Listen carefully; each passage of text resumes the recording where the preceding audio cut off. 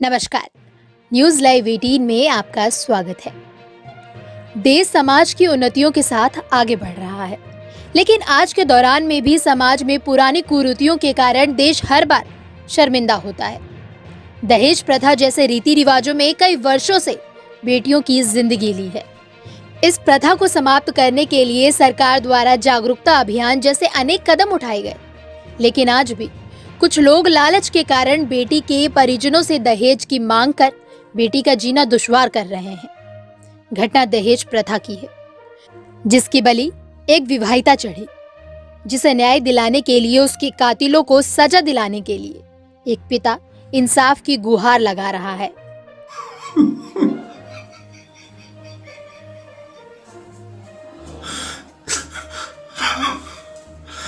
दहेज हत्या का मुकदमा दर्ज होने के बाद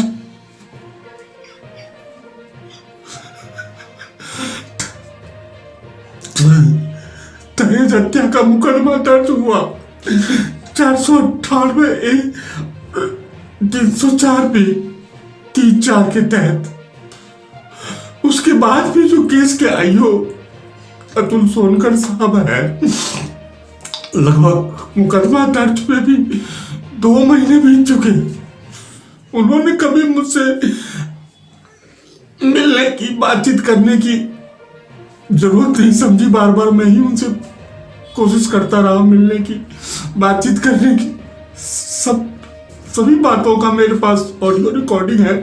मैं सब कुछ उनको दे चुका हूँ। जो मेरे पास सबूत था, मैं लिखित पे परवली जा करके उनसे मिल के, लेकिन उन्होंने हमेशा मेरी बात को अनसुना किया। पता नहीं उनके मन में क्या है। अब मुझे 1 सप्ताह पहले बुला करके उन्होंने कहा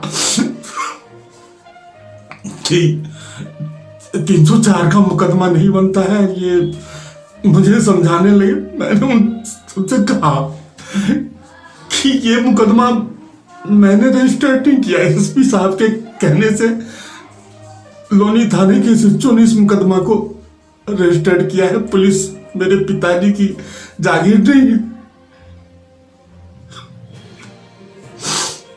फिर भी उन्होंने 2 महीने पे हो गए। लड़के पक्ष वाले मुझे किसी न किसी माध्यम से कि उनको छुटकारा मिले, मुझे किसी न किसी केस में फंसाने की कोशिश कर रहे हैं। वो दोनों बाप बेटा मिलके, उनका परिवार मिलके कभी मेरे घर पे वाहियात किस्म की औरतों को भेज देते हैं, झगड़ा लड़ाई करवाते हैं। मतलब इतना ज्यादा प्रताड़ित कर रहे हैं मुझे। इस बीच में एक तो मेरी बेटी गई, मेरी बेटी को मार दिया। शादी को 4 साल में मैंने इतना खर्चा करके, आप किसी भी हिसाब से इंक्वायरी कर लीजिए, हर जगह से पता चलेगा आप लोगों को कि मैंने सामर्थ्य से ज्यादा। बेटी की 26 अगस्त 2020 को साजिश कर हत्या कर दिया गया, कार भी देता, जिसकी दहेज हत्या का मुकदमा लोनी थाना गाजियाबाद में 11 सितंबर 2020 को दर्ज कराया गया था। इस शिकायत के अनुसार पीड़ित पिता के लड़की के ससुराल वालों पर उसकी बेटी को मार डालने का आरोप लगाया है और इंसाफ की मांग करते हुए आरोपियों को सजा देने की भी मांग कर रहा है।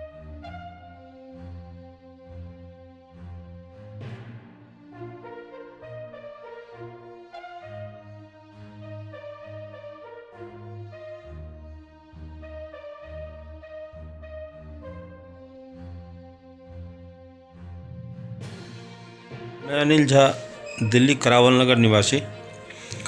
मैंने अपनी बेटी अपर्णा झा की शादी 10 जुलाई 2016 सोनू ठाकुर पुत्र प्रभास चंद्र ठाकुर, डिस्ट्रिक्ट गाजियाबाद, अंकुर बिहार से किया।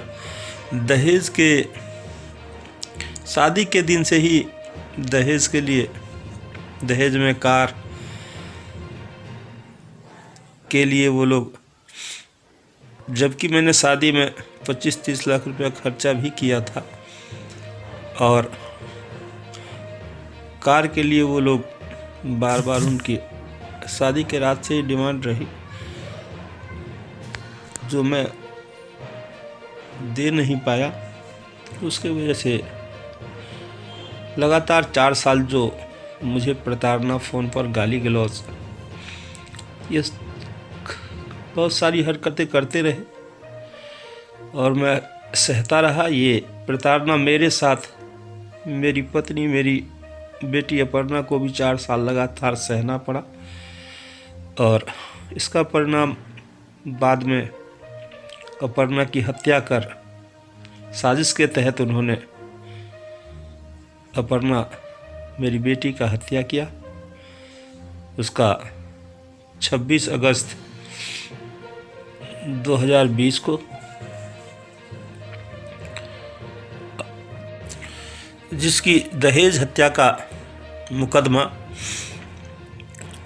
एसएसपी गाजियाबाद से व्यक्तिगत मैंने संपर्क किया 2 बार, 7 सितंबर और 11 सितंबर को। तो 11 सितंबर को लोनी थाना अंतर्गत दहेज हत्या का मुकदमा दर्ज हुआ एसएसपी साहब के आदेश से, एसएसपी गाजियाबाद के आदेश से।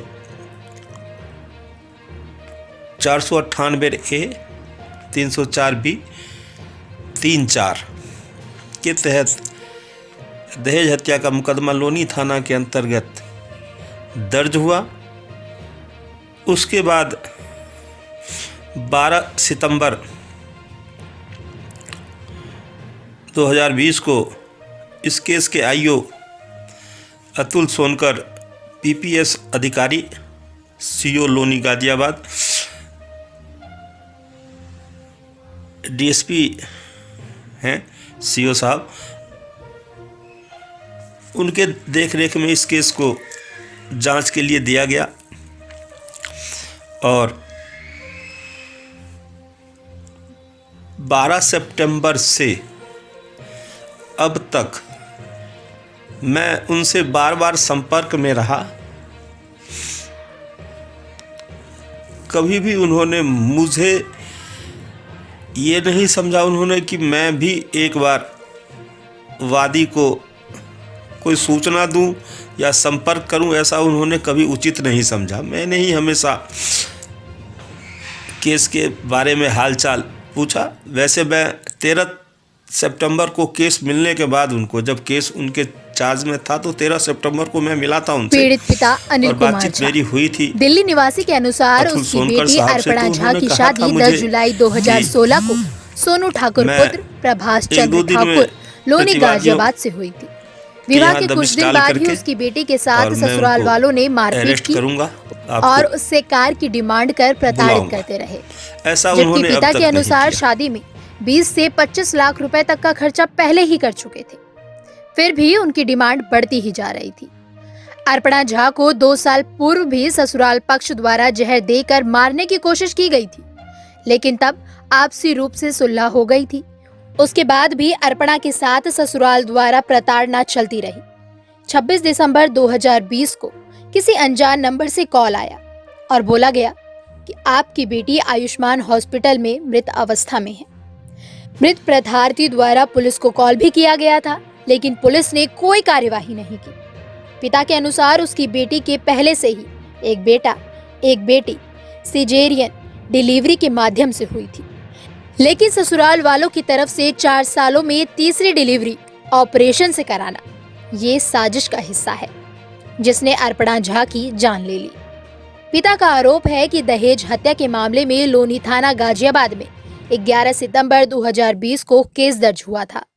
इस केस में IODSP अतुल सोनकर CO लोनी गाजियाबाद को 12 सितंबर 2020 को नियुक्त किया गया था। तब से लेकर अब तक उन्होंने कोई कार्यवाही नहीं की, न हमसे कभी भी इस केस के बारे में बात की।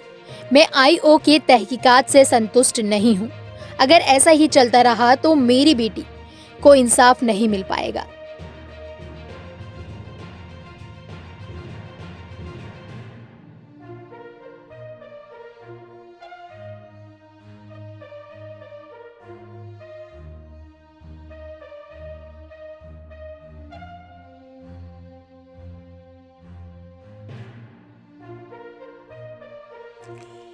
इस केस में बहुत सारे पहलू ऐसे हैं।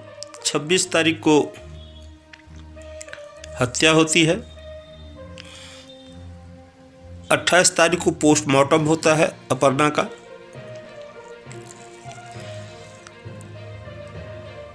छब्बीस अगस्त को हत्या होती है 2020 को। 28 अगस्त को पोस्टमार्टम होता है दिल्ली के दीनदयाल उपाध्याय अस्पताल में। उसके बाद दाह संस्कार होता है उनके ससुराल वालों के द्वारा। और मुकदमा दर्ज होता है 11 सितंबर 2020 को। ये हत्या के 17वें दिन मुकदमा दर्ज होता है और उसके बाद अभी तक कोई किसी भी प्रतिवादी का गिरफ्तारी नहीं। केस के सीओ के द्वारा उल्टा मुझे ही समझा देना कि मैं इस केस में सब कुछ सही कर रहा हूँ, आपको चिंता करने की ज़रूरत नहीं है। वो किसी विषय पर मेरे से डिस्कस करना नहीं चाहते क्योंकि उनको अपने मन की करनी है। मैं सभी से निवेदन करूंगा, न्यूज़ चैनल्स जितने भी हैं मेरी आवाज़ को आवाज़ दें। मेरे साथ इंसाफ तभी होगा क्योंकि मेरे साथ अन्याय हो रहा है। मेरा धन, धर्म, उसके बाद संतान, 4 साल तक मैं इन लोगों का प्रताड़ना मेरी बेटी और मैं, मेरा परिवार सहते रहे सिर्फ इस वजह से कि आज नहीं तो कल माहौल ठीक हो जाएगा। कुछ दिन की बात है, बच्चे बड़े होंगे तो माहौल ठीक हो जाएगा। लेकिन मुझे ये नहीं पता था कि ये लोग मेरी बेटी का साजिश करके हत्या कर देंगे। बहुत सारी बातें हैं जो मैं समय समय पर प्लेटफॉर्म पर रखूँगा और पुलिस को हर चीज़ की जानकारी मैं दे चुका हूँ, लिखित में दे चुका हूँ। मेरी आवाज़ जब पुलिस सीओ, पुलिस के अधिकारी सीओ जो इस केस के आईओ हैं, उन्होंने दबाने की कोशिश की है, उसके बाद मैं आगे बढ़ा हूँ। अगर वो मेरी आवाज़ को आवाज़ देते तो मुझे कहीं आवाज़ उठाने की ज़रूरत नहीं थी। मेरा केस पुलिस लड़ती, मेरी सहायता अगर पुलिस करती तो मैं, police means IO, SSP Ghaziabad ने मेरी सहायता की, मेरे दर्द को समझा और उन्होंने एफआईआर कराया। मैं कदापि एसएसपी साहब की के विपक्ष में नहीं हूँ। पुलिस से मेरा मतलब है कि आईओ इस केस को सही से हैंडल नहीं करके और मुझे ही समझा रहे हैं कि अब दहेज हत्या का मामला नहीं बनता है, जबकि उन्होंने कोई इंक्वायरी, कोई इन्वेस्टिगेशन नहीं किया है। हिले नहीं है अपनी ऑफिस से वो। अब पता नहीं उनके नियत में क्या है क्या नहीं है, ये मुझे जानकारी नहीं है। लेकिन इस केस के मैटर पे उन्होंने पेन नहीं लिया है। अगर पेन लिया होता तो बहुत कुछ क्लू हैं इस केस में। और अभी तक सबसे पहली बात है, अभी तक वो प्रतिवादियों को गिरफ्तार कर चुके होते अगर उन्होंने थोड़ा सा भी पेन लिया होता। तो इस केस में सीओ साहब ने, अतुल सोनकर साहब ने मेरी मदद नहीं की, इसीलिए मुझे निजी वकील और किसी न्यूज़ चैनल के माध्यम से अपनी आवाज़ को बुलंद करना पड़ रहा है। पिता के आरोप के अनुसार पुलिस की कार्यवाही ठीक तरीके से नहीं चल रही है। अर्पणा झा के साथ हुई इस घटना से पूरा परिवार 8 साल का बेटा है, पत्नी है और पुलिस से आरोपियों पर कार्यवाही की मांग कर रहा है खुद ताकि अभी बेटी को न्याय मिल सके। इस पूरी वारदात, इस पूरी घटना पर आप क्या कहना चाहेंगे, हमें कमेंट बॉक्स में जरूर बताइएगा।